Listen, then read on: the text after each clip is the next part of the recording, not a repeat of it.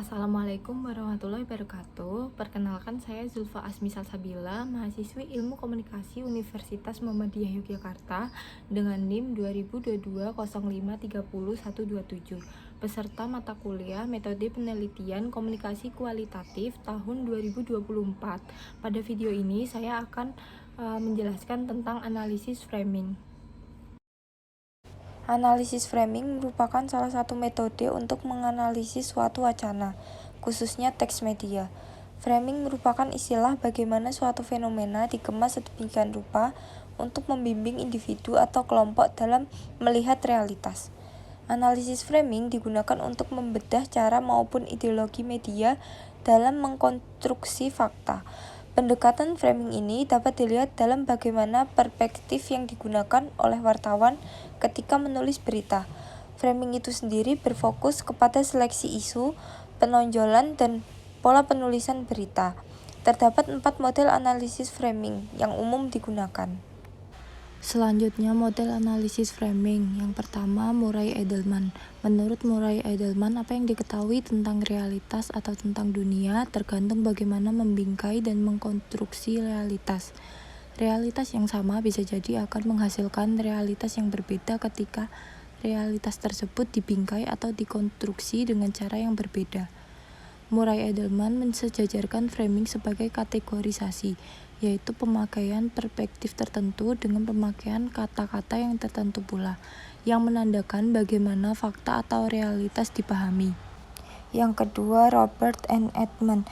Edman melihat framing dalam 2 dimensi besar, yaitu seleksi isu dan penekanan atau penonjolan aspek-aspek tertentu dari realitas. Seleksi isu berkaitan dengan pemilihan fakta dari realitas yang kompleks dan beragam. Aspek mana yang diseleksi untuk ditampilkan. Penonjolan aspek tertentu dari isu berkaitan dengan penulisan fakta. Ketika aspek tertentu di suatu peristiwa dipilih, bagaimana aspek tersebut ditulis. Hal ini sangat berkaitan dengan pemakaian kata, kalimat, gambar, dan citra tertentu untuk ditampilkan kepada khalayak. Yang ketiga, William Agamson. William menyebutkan dalam framing, cara pandang terbentuk dalam kemasan yang mengandung konstruksi makna atas peristiwa yang akan diberitakan. Kemasan itu semacam skema dan struktur pemahaman yang digunakan individu untuk mengkonstruksi makna pesan-pesan yang ia sampaikan, serta untuk menafsirkan makna pesan yang ia terima.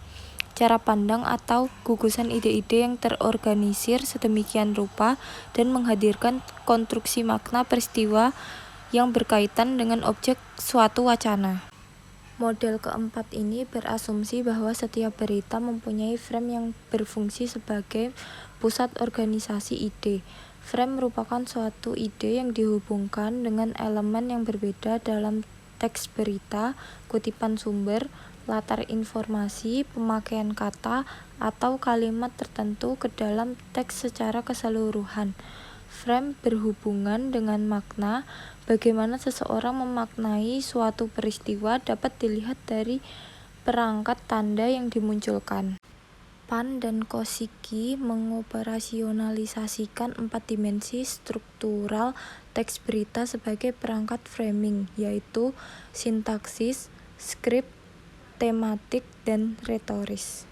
Selanjutnya, kelebihan dan kekurangan model-model analisis framing.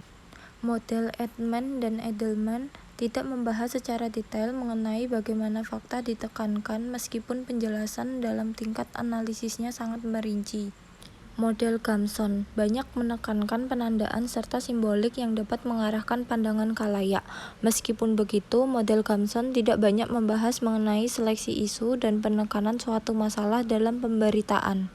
Model Pan dan Kosicki lebih memfokuskan terhadap elemen-elemen struktural berita seperti bagaimana pemakaian kata, bentuk kalimat, gaya wartawan mengemas berita, dan lainnya, yang dapat mengarahkan pandangan khalayak.